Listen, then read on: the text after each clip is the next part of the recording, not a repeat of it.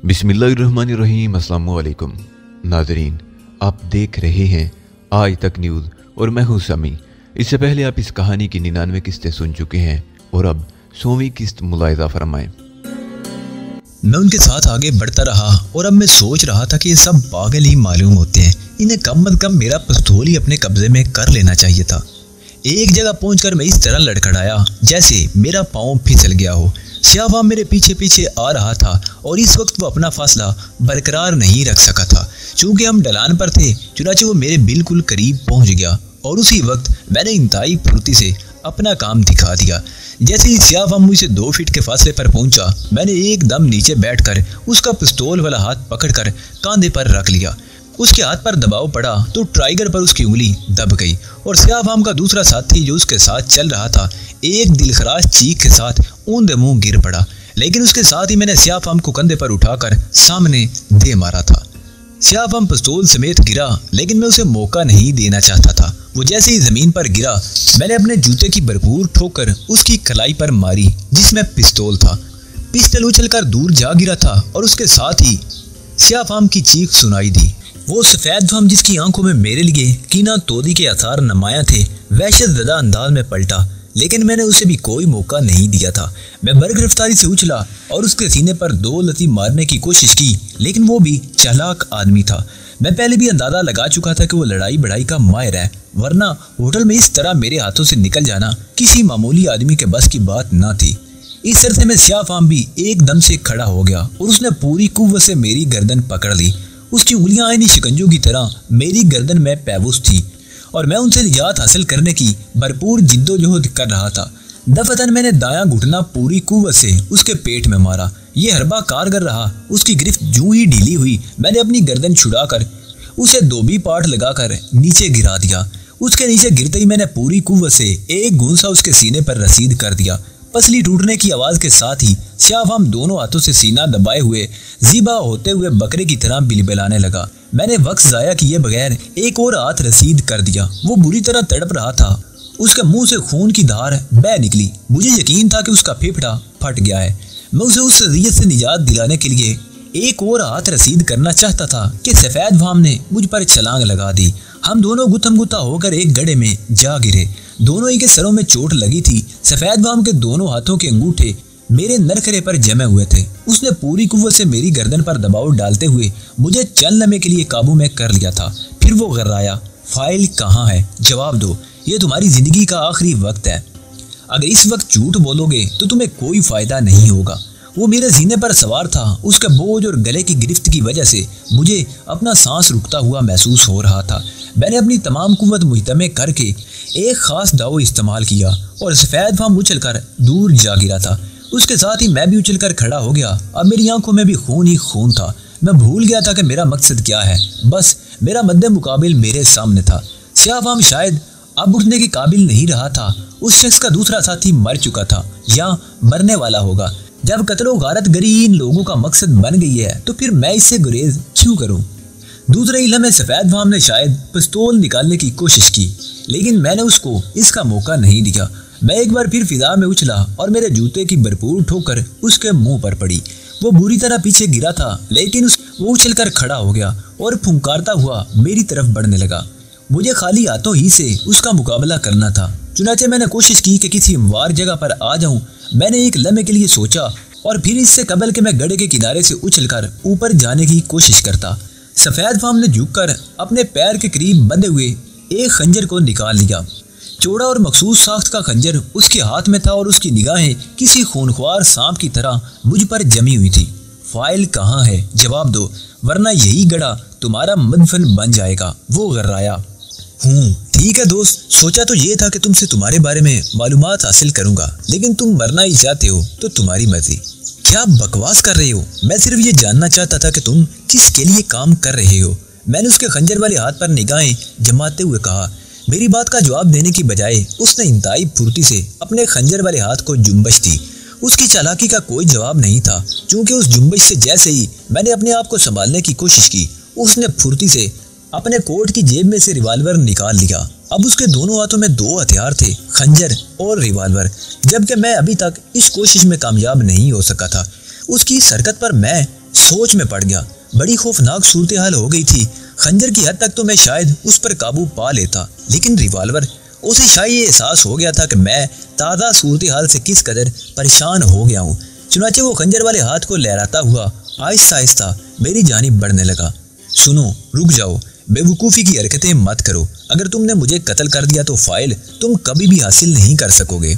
मैं जानता हूँ फाइल के बगैर मेरी जिंदगी भी मुमकिन नहीं, लेकिन अगर तुमने मुझे फाइल के बारे में नहीं बताया तो फिर तुम्हें जिंदा मैं नहीं छोड़ सकता, ख्वाह तुम्हारी लाश मुझे उन लोगों को पेश करना पड़े। उसकी एक बात से मुझे एक सवाल का जवाब तो मिल गया, वो ये कि वो किसी और के लिए काम कर रहा था, लेकिन वो कौन लोग हैं उसके बारे में कतई अंदाजा नहीं हो सका था, और ना ही इस सिलसिले में कुछ सोचने का मौका था। कोई अमल, कोई ऐसा फौरी अमल जो मेरे लिए कारआमद साबित हो सके। मैंने गहरी सांस लेकर कहा, अगर फाइल तुम्हें दे दी जाए तो उसके बाद मेरे साथ क्या सलूक किया जाएगा? मैं सिर्फ ये जानना चाहता हूँ कि तुम लोग जो मुझे कत्ल करने की इतनी कोशिशें कर चुके हो, अगर मैं मर जाता तो फिर वो फाइल किस तरह हासिल कर सकते थे तुम? इन तमाम बातों का मेरे पास कोई जवाब नहीं, मैं सिर्फ अपनी बात का जवाब चाहता हूँ। फाइल कहाँ है? उसने भारी लहजे में कहा। तो फिर एक लम्हे के लिए अपने अकब में भी देख लो, मैंने मुस्कुरा कर कहा। हालांकि पुरानी बात थी और सैकड़ों बार आजमाई जा चुकी थी, लेकिन इंसान भी इतना ही पुराना है, बार बार धोखे खा जाता है। मेरी ये कोशिश कामयाब रही। एक लम्हे के लिए उसकी निगाह मुझ पर से हटी थी और यही लम्हा मेरे लिए काफी था। मैंने निहायत फुर्ती से उसके रिवाल्वर वाले हाथ पर ठोकर रसीद कर दी और रिवाल्वर उछलकर दूर जा पड़ा। सफेद वाम लड़खड़ा कर रह गया था, लेकिन फिर फौरन ही संभला और दूसरे हाथ में खंजर लहराता हुआ वो आगे बढ़ने लगा। मैंने एक बार फिर उछलकर पैर की ठोकर लगाई। इस मर्तबा खंजर भी उसके हाथ से निकल गया। सफेद फाम भी पीछे हटने के लिए तैयार नहीं था। अब मेरा हौसला बढ़ गया था। मैंने उसे संभलने का मौका दिए बगैर उस पर ठोकरों की बारिश कर दी। उसने संभल कर मुझे किक मारना चाही, लेकिन मैंने फुर्ती से उसकी टांग पकड़कर जोरदार झटका दिया और वो लहराता हुआ नीचे गिर गया। मैं फौरन इस पर सवार हो गया था। मैंने उसका बाजू पूरी कुव्वत से मोड़ दिया। हड्डी टूटने की आवाज के साथ ही वो बुरी तरह बिलबिला उठा। मैं उसके बाजू को मुसलसल झटके दे रहा था। उसने दूसरे हाथ से करीब पड़ा हुआ खंजर उठा लिया, लेकिन उसे इस्तेमाल करने का मौका न मिल सका, क्योंकि मैंने उसका दूसरा बाजू भी नकारा कर दिया था और अब उसकी हालत काफी खराब महसूस हो रही थी। तब मैंने हाथ झाड़ते हुए कहा, हाँ, अब तुम मुझे उन लोगों के बारे में बता दो दोस्त, सूरत हाल बदल चुकी है। मैंने खंजर उठाकर उसके कोट की आस्तीन को कांधे से काट दिया। वो परेशान सा हो गया था। तब मैंने उसका हाथ देखा। टूटी हुई हड्डी गोश्त चीरकर बाहर निकल आई थी और जख्म से खून बह रहा था। अगर तुम मरना चाहते हो तो मैं तुम्हारी ये ख्वाहिश जरूर पूरी कर दूंगा, लेकिन अगर जिंदगी चाहते हो तो बताओ किसके लिए काम कर रहे हो? मैंने गर्रा कर पूछा। मैं नहीं बताऊंगा, उसने कर्राते हुए कहा। ठीक है, मैंने दरिंदगी से कहा और खंजर की नोक उसकी गर्दन पर लगाकर उसे पुष्ट की तरफ खींच दिया। उसके हल्क से दिल खराश चीखें निकल गई थी। मैंने एक और जख्म करास की शक्ल में उसके बाजू पर बनाया और वो बिलबिला उठा। सुनो, रुक जाओ, मैं तुम्हें कुछ बता दूंगा भी तो भी मेरी जिंदगी महफूज नहीं है। तो ठीक है, मैं अपना वक्त जाया नहीं कर सकता। मैंने ये कहकर खंजर उसके गले पर रख दिया और उस पर दबाव डालने लगा। उसकी आंखें दहशत से फैल गई। मौत के आखिरी लम्हात उसकी निगाहों के सामने आ गए थे। उसने एक बार फिर हैजानी अंदाज में कहा, रुको तो सही, रुक जाओ, प्लीज रुक जाओ। जवाब, सिर्फ जवाब। मैं हसन पाशा के लिए काम कर रहा हूँ। ये कौन है? मैंने सवाल किया। ट्रैकोश बात, उसके मुंह से निकला। पूरा जवाब दो। हसन पाशा ट्रैकोश बात का मालिक है। हसन पाशा का ताल्लुक किससे है? क्या ग्रीन पोल से? मैंने सवालिया अंदाज में कहा, लेकिन उसकी आवाज बंद होने लगी। उसकी आंखें ऊपर चढ़ गई थी और वो आहिस्ता आहिस्ता तशज्जी अंदाज में अपने बदन को जुम्बश दे रहा था। एक लम्हे के लिए तो मैंने यही सोचा कि शायद वो अदाकारी कर रहा है, लेकिन न जाने क्या हो गया था। शायद तकलीफ से उसके दिल की हरकत बंद होती जा रही थी और चंद ही लम्हात के बाद उसका बदन बेजान हो गया। मुझे हैरत थी, बड़ी सख्त हैरत थी। ऐसी तो कोई वजह नहीं थी कि वो इस तरह हलाक हो जाए। मैं चंद लम्हात सोचता रहा और फिर मैंने जहरीले लहजे में कहा, अगर तुम अदाकारी कर रहे हो तो तुम्हारी ये अदाकारी तुम्हारी जिंदगी की आखिरी अदाकारी साबित होगी। लेकिन मेरे इस जुमले पर वो कुछ नहीं बोला। मैंने चाकू की नोक उसकी गर्दन की शह रग पर जोर से दबाई, लेकिन कमबख्त ने अपने आप को बेहिस्सो हरकत कर रखा था। अलबत्ता मुझे इसका अंदाजा नहीं था कि उसका खंजर इतना तेज है। शह रग कट गई थी और उससे खून बहने लगा था, लेकिन खून के बहने की रफ्तार इतनी सुस्त थी कि मुझे अफसोस होने लगा और अब वाकई मुझे यकीन हो गया था कि वो मेरे खंजर के इस्तेमाल से पहले ही मर चुका था। उसकी मौत पर मुझे ताज्जुब भी था और अफसोस भी। इससे ज्यादा मालूमात चाहता था मैं, और उसने सिर्फ इतना ही बताया था, हसन पाशा और टैकोश बात। ये दोनों चीजें मैंने अपने ज़हन में महफूज कर ली और फिर उसके दिल की हरकत पर गौर करने लगा। वाकई उसका बदन बेजान था। थोड़े ही फासले पर उसका साथी पड़ा हुआ था। शाहफाम साथी भी बहुत देर पहले खत्म हो चुका था। बड़ी अजीब सी सूरत हाल पेश आ गई थी। मैं चंद लम्हात कुछ सोचता रहा और फिर उस गड्ढे से निकल आया। 3 आदमी हलाक हो गए थे। वैसे बहुत से मौके ऐसे आए थे कि जब मुझे अपनी जिंदगी बचाने के लिए या अपनी किसी मुहिम की अंजाम दही के लिए कत्लो गारत गरी करना पड़ी थी, लेकिन इतनी बेदर्दी से और इतनी मजबूरी के आलम में मुझे पहली बार इस तरह इंसानी जिंदगी को ख़त्म करना पड़ रहा था, जो मुझे खुद पसंद नहीं था। लेकिन इस वक्त सूरत हाल ऐसी ही थी, क्या कर सकता था। बाहर पहुंचकर मैंने अपने लिबास वगैरह का जायजा लिया और फिर लाशों के इतराफ में निगाहें दौड़ाई कि मेरी कोई ऐसी चीज़ तो नहीं रहेगी जिसकी वजह से मेरे बारे में किसी को कोई शक का मौका मिल सके। लेकिन बज़ाहिर ऐसी कोई चीज़ नहीं थी। चुनाचे मैं वहाँ से आगे बढ़ गया। अब मुझे ऐसी जगहों की तलाश थी जहाँ से मैं वापस पहुँच सकूँ। जहाँ तक मेरा अंदाज़ा था ये जजीरा भी शहजादों के जजीरों में से एक होगा। इसका नंबर क्या था और ये कौन सा था, इसके बारे में मुझे कुछ मालूम नहीं था। आबाद जगह तक पहुँचते पहुँचते काफ़ी वक्त लग गया। एक जगह मुझे एक पिकनिक पार्टी नजर आई। उसमें कुछ लड़के और लड़कियां गाना गा रहे थे। एक लड़का एकार्डिन बजा रहा था और 2 लड़कियां रक्स कर रही थी। मैं उन्हें नज़रअंदाज करके आगे बढ़ गया। उन लोगों की मौजूदगी ये जाहिर कर रही थी कि यहाँ से वापसी में मुझे कोई ख़ास दिक्कत नहीं होगी। थोड़ी देर के बाद मैं उस साहिल पर पहुँच गया जहाँ स्टीमर आ जा रहे थे। ये स्टीमर आखिरी जजीरे तक जाते थे और वहाँ से वापसी पर इन जजीरों से लोगों को उठाते हुए चलते थे। यहाँ मुझे वापसी के लिए स्टीमर में जगह मिल गई और मैं उसमें बैठकर चल पड़ा। रास्ते में और कोई वाकया पेश नहीं आया था। मैं थोड़ी देर के बाद वापस साहिल पर पहुंच गया। ग्रैंड टावर की तरफ अब जाना मुनासिब नहीं था। वैसे सफेद वाम के बारे में मुझे कोई खास बात मालूम नहीं हुई थी। अलबत्ता जो नाम उसने बताया था, पता नहीं उसकी क्या हकीकत थी, उसके बारे में मालूमात कर लेना चाहता था। चुनाचे पिकार्ड में आकर मैंने कुछ देर आराम किया, लिबास वगैरह तब्दील किया। बहुत से ख्यालात जहन में आ रहे थे। मैडम मेरिसा के बारे में जब भी सोचता हैरान रह जाता। क्या वाकई सफेद फाम का कहना दुरुस्त था? वो एक 21 साल लड़की थी, लेकिन उसकी गुफ्तगू, उसके लहजे से कतई इस बात का अंदाजा नहीं हो सका था कि वो एक मेकअप था। तो फिर बात सिर्फ मेकअप के कमाल ही की नहीं, उसके अपने अंदाज में भी ये खास कैफियत थी कि मैं उससे बेहद ज्यादा मुतासर हो गया था। मैंने मादाम मेरिसा पर लानत भेजी और वेटर को बुलाने के लिए घंटी बजा दी। चंद लम्हात के बाद एक तवीलुल कामत वेटर मेरे पास पहुंच गया। उसे मैं पहले से भी कई बार देख चुका था। अच्छा मुअद्दब सा आदमी था। मैंने जेब से एक नोट निकालकर उसे देते हुए कहा, तुमसे कुछ मालूमात हासिल करना है। जरूर जनाब, फरमाइए। ट्रैकोश बात क्या चीज़ है? जनाब अली, गालिबन आप बाहर से तशरीफ लाए हैं। यहाँ इस्तांबुल में टर्किश बास का रवाज है, वहाँ तशरीफ ले जाइए। बहुत पुरलुत्फ गुस्ल होते हैं वहाँ के। डेकोरेशन सोफा के अलावा ट्रैकोश सूफिया के इलाके का सबसे खूबसूरत बात है और अमीर लोग ही वहाँ आते जाते हैं। आप किसी भी टैक्सी ड्राइवर से उसके बारे में पूछेंगे तो आपको पता चल जाएगा। उसका नाम ही ट्रैकोश है। जी हाँ, उसके बारे में और क्या जानते हो? बस जनाब, इससे ज़्यादा कुछ नहीं। मैं खुद भी वहाँ नहीं जा सका, लेकिन वहाँ की हुसीन ज़िंदगी के बारे में बहुत कुछ सुना है मैंने। वेटर ने जवाब दिया और उसके होंठों पर अजीब सी मुस्कुराहट फैल गई और मुझे संभलना पड़ा। इसका मतलब है कि ट्रैकोश से कुछ ऐसी कहानियां भी वाबस्ता हैं कि जिनकी वजह से होंठों पर मुस्कुराहट आ जाए। मैंने वेटर का शुक्रिया अदा किया और बाहर चला गया। हसन पाशा और ट्रैकोश, ये दोनों नाम मुझे अजबर हो गए थे। ठीक है, पहले उन्हें ही देख लिया जाए। मुमकिन है इन सब बातों का ताल्लुक ग्रीन पोल से ही निकल आए। कुछ नहीं कहा जा सकता था, लेकिन कम अज कम आज की सवारा गर्दी से मुझे जो फ़ायद हासिल हुए थे उनसे मैं इनकार नहीं कर सकता था।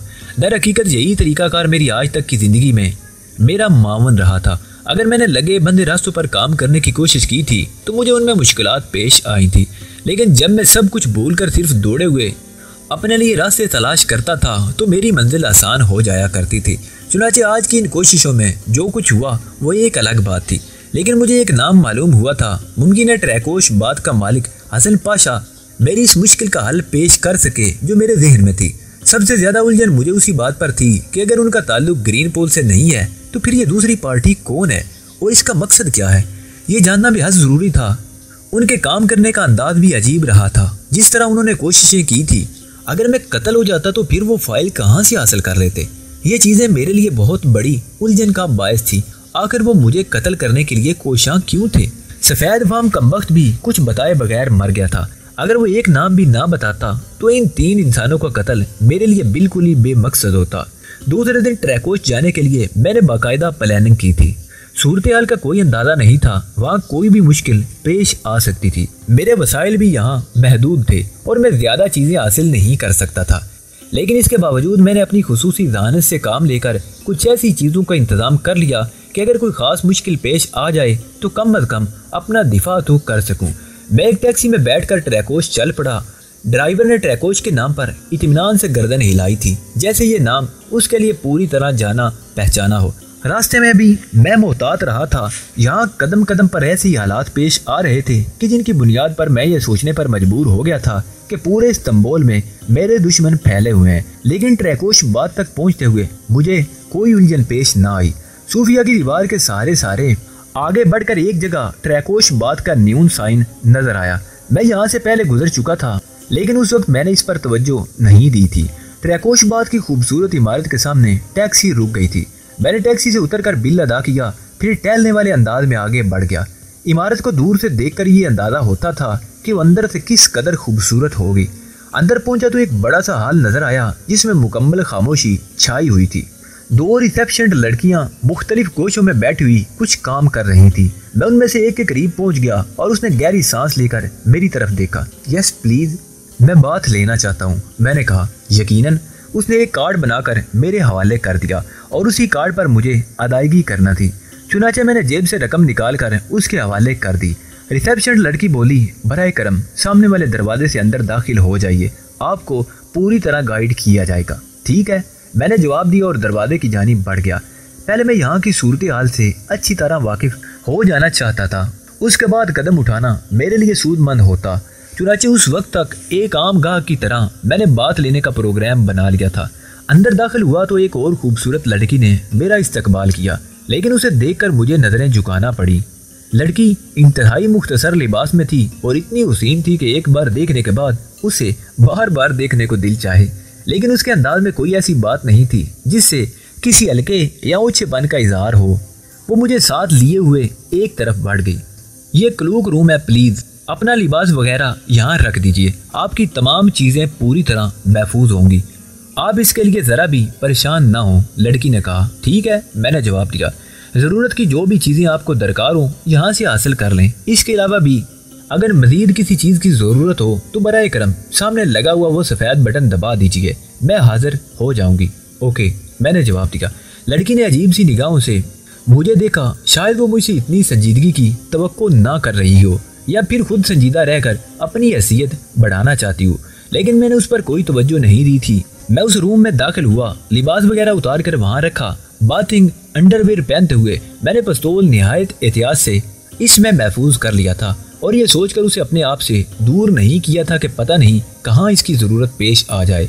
यहाँ एक फहरिस्त भी लगी हुई थी जिसमें मुख्तलिफ इकसाम के बाथ के बारे में लिखा था। स्टीम बाथ, मिड बाथ और ऐसे ही दूसरे इकसाम के बाथ थे। लड़की ने यह पेशकश कर दी थी कि किसी चीज़ के सिलसिले में अगर मुझे कोई उलझन दरपेश हो तो वह मेरी मदद करेगी। चुनाचे चंद लम्हे तक सोचने के बाद मैंने स्टीम बाथ ही का फैसला किया और एक रायदारी से गुजरकर अंदर दाखिल हो गया, जहां एरो का निशान स्टीम बाथ की तरफ इशारा कर रहा था। इस रायदारी से गुजरने के बाद मैं एक आखिरी सरे पर पहुंचा तो यहाँ 2 और लड़कियां मौजूद थी। उन लड़कियों ने मेरी तरफ मुस्कुरा कर देखा और फिर उनमें से एक ने कहा, प्लीज अगर आप स्टीम बाथ लेना चाहते हैं तो इस दरवाजे से अंदर दाखिल हो जाइए और अपनी पसंद से। आपको मुझे गाइड करना होगा, मैंने जवाब दिया। हाँ हाँ जरूर, वो कहने लगी और मेरे साथ ही अंदर बाथ में दाखिल हो गई। अंदर का माहौल इंतहाई खूबसूरत और रोमानी अंदाज का था। मदम मदम रोशनी चारों तरफ फैली हुई थी, जगह जगह पाइप लगे हुए थे और उनमें खूबसूरत टूटियां नजर आ रही थी। उसने एक डायल की तरफ इशारा करते हुए कहा, यहाँ से आप हीट कंट्रोल कर सकते हैं। इसे खोलने के बाद ये बाथरूम हल्की और खुशगवार स्टीम से भर जाएगा और आप अपने बदन के तमाम मुसामात खुलते हुए महसूस करेंगे। अगर आप चाहें तो मुझे अपने साथ बात करने की दावत दे सकते हैं, मैं आपको गाइड करती रहूंगी। नहीं शुक्रिया, मैंने जवाब दिया और लड़की मुझे अजीब सी निगाहों से घूरती हुई बाहर निकल गई। मैंने इत्मीनान की एक गहरी सांस ली थी। उसके बाद मैंने दरवाज़ा अंदर से बंद किया और फिर स्टीम बाथ के पाइप खोलने लगा। हल्की हल्की स्टीम खारिज होने लगी और मुझे अपने खुले हुए बदन पर वाकई एक लतीफ़ सी कैफियत का एहसास हुआ। इस किस्म के टुर्किश बात के बारे में मैंने पहले भी सुना था।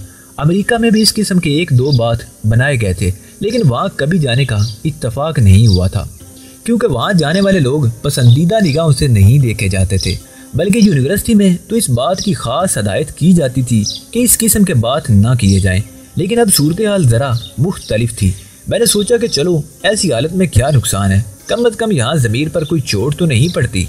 चुनाचे मैंने डायल पर एक ख़ास हीट सेट की और वो 20 खोल दी जिनके लिए मुझे हदायत की गई थी। दरवाज़ा चूँकि मैंने अंदर से बंद कर लिया था, इसलिए किसी की मुदाखलत का सवाल ही पैदा नहीं होता था। 20 खुलने से हल्की सी लतीफ़ भाप खारिज होने लगी और मुझे अपने बदन के मुसामात खुलते हुए महसूस हुए। यूँ लग रहा था जैसे पूरे बदन की ओवरहालिंग हो रही हो। मुझे बहुत लुत्फ़ आ रहा था और मैं सोच रहा था कि इससे कबल इस किस्म के बात से क्यों महरूम रहा। ज़्यादा देर नहीं गुजरी थी कि दफअतन मुझे एक खड़खड़ाहट सी महसूस हुई और फिर एक आवाज़ उभरी, ट्रैकोश के मेहमान, माफ़ करना, तुम्हारी शख्सियत हमारी निगाहों में कुछ मशकूक हो गई है। अपना मशगला तर्क करके मेरी बात का जवाब दो। ये अल्फाज यकीनी तौर पर मुझे ही मुखातिब करके कहे गए थे। आवाज़ कहाँ से आ रही थी, बात के धुंधले माहौल में इसका अंदाज़ा लगाना नामुमकिन था। मैं साकित रह गया। तुम यकीनन मेरी बात सुन रहे होगे। मैं तुम ही से सवाल कर रहा हूँ। मैंने तुमसे कहा है कि तुम्हारी शख्सियत हमारे लिए कुछ मशकूक हो गई है। यहाँ आने वाले मेहमान हमारे लिए काबिल एहतराम होते हैं, लेकिन तुम्हें अपने बारे में तमाम तफसीलात बताना होगी, वरना तुम्हें नुकसानात भी पहुँच सकते हैं। क्या तुम मुझसे कह रहे हो? मैंने भारी लहजे में कहा। हाँ दोस्त, मैं तुम ही से मुखातिब हूँ। कौन हो तुम? मेरे बारे में जानना तुम्हारे लिए ज़रूरी नहीं है, ताहम अगर तुम इतने ही ख्वाहिशमंद हो तो ये सुन दो कि मेरा नाम हसन पाशा है और मैं ट्रैकोश बात का मालिक हूँ। क्या तुम मुझे अपने बारे में बताना पसंद करोगे? मुझे ताज्जुब है कि तुम अपने यहाँ आने वालों पर इस कदर गहरी निगाह रखते हो। क्या मालूम करना चाहते हो मेरे बारे में? तुम कौन हो, कहाँ से आए हो, अगर स्याह हो तो तुम्हारा सामान कौन से होटल में है, ये तमाम चीज़ें हमारे लिए चेक करना ज़रूरी हैं और उसके बाद ही तुम्हें गलू खलासी मिल सकती है। और उन तमाम चीज़ों की चेकिंग तक क्या मुझे इसी बात में रहना होगा?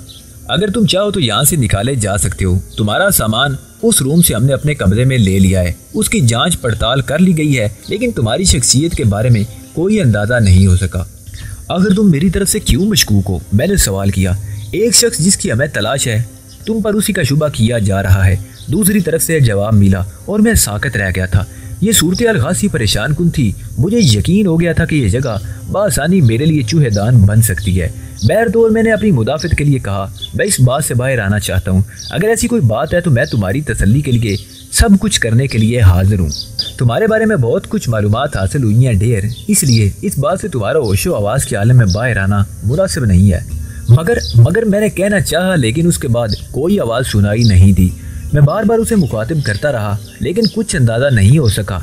दफ़अतन मुझे ऐसा महसूस हुआ जैसे मेरा सर चकरा रहा हो।